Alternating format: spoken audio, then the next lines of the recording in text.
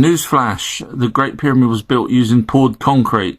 No, that's what people say, but the reason why it isn't, well, loads of reasons. One is these blocks are actually not the same length. So when they say, oh, they used a mould, no, they didn't, because each block was not exactly the same length as the other one. But also you can actually see the quarry amount of stone taken. Look at that. Khufu's quarry, because they had different quarries for each one, and the Great Pyramid needed that amount of stone. So come on. And you can also see the quarry here and the pyramids. When people say, oh, it was taken via the Nile on boats to make the pyramid, no, it wasn't, because you can see it here. So listen, if you want actual proper information, true stuff, go to my website, ourtruehistory.co.uk. It's probably easier just to get my stuff than listen off of other people off the internet, because I try and give it as it is. I won't lie to you guys. Do you think the Great Pyramids were built using poured concrete? Well, the actual look, there's the shape here. Now, I've had people saying that they cut these shapes out and then they smash the blocks up to create concrete. Now, there's a pyramid there. That's why it was never taken on the Nile, which some people seem to believe it did, the blocks. But let's look at the poured concrete once again. It takes 20 years, apparently, if you're going to go along with mainstream, to build the Great Pyramid. Now, that's laying a block every 2.5 minutes. Now, this guy here is waffling on about the fact that you can create limestone concrete, therefore that's how it's done. That doesn't always equate. I don't know why people do that. It frustrates the hell out of me. Just because you can create something doesn't mean that's how it's done. Anyway, it takes 2 weeks to cure one of the blocks. In other words, harden the blocks. So, bang, end of, forget the poured concrete.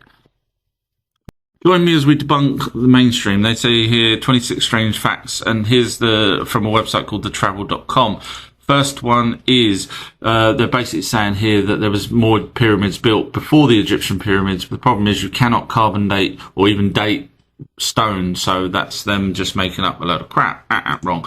Okay, next one is they're saying here that the Sphinx was built to protect the pyramids. However, unless you watch my videos, mainstream don't know why this was built, so they're just guessing again. Another one wrong. And here they're saying, apart from the burial tombs for pharaohs and families, the pyramids were also built. No, they were never built for pyramids as a tomb. This is what a tomb looks like. It's ordained with pictures and everything.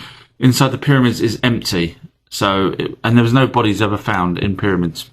And it took 23 years to complete. No, it didn't, because it's 2.5 minutes per block, and that's not including night. I have a little query, and I wonder if you guys want to help. So this is supposedly a bust of Amun-Ra. Now, some researchers say that Amun-Ra is the same as Ra, the sun god, which is Marduk or Marduk. Now, if you look at this person's face here, it doesn't look anything like this person's face here, in my opinion. Now, there's other carvings of Marduk, such as here. No, one's got a sort of, dare I say it, and forgive me, but sort of a feminine face, and the other one's appears to be masculine in all the pictures we see. So how can that be the same? So I'm looking into this to try and get to the bottom of it. Your thoughts are welcome. I do get people saying source, trust me, bro. And that's because it's really difficult to say to people that there's more ancient sites out there that belong to the Anunnaki, because obviously no one's found them until now. So recently, very recently, new studies have been done, and they have found, wait for it, 10,000 previously unknown archaeological sites. Wait for it. Guess where it is. Go on, I'll give you one guess. Trust me, bro. Mesopotamia. There we go. So basically, this is exactly as is written in the ancient tablets. So there's your source, bro. It's true. They were there. Just because we didn't found them didn't mean they weren't there, and now they are there. So if you enjoy what I do, feel free to go over to my website, ourtruehistory.co.uk, or join me on Patreon. I've got so many more videos and things that is not anywhere else on Patreon, and audios and everything. So see you soon. UFOs over Ukraine during the conflict time. Now, supposedly these pictures here are of a UFO that's been flying around for a couple of hours over Ukraine during this conflict. Now, there are also reports that UFOs were been attacking Russian soldiers. Now, I find that highly dubious that they're attacking soldiers, because it means A, the aliens would be taking sides, which is something they've never done before. B, killing a few soldiers isn't going to change the outcome of the conflict. So if a UFO is attacking Russian soldiers, then it's more than likely a back-engineered human UFO as opposed to an alien UFO. Now, UFOs witnessing conflicts isn't new, because way back in World War II, there were what they called Foo Fighters that monitored what was going on with the wars.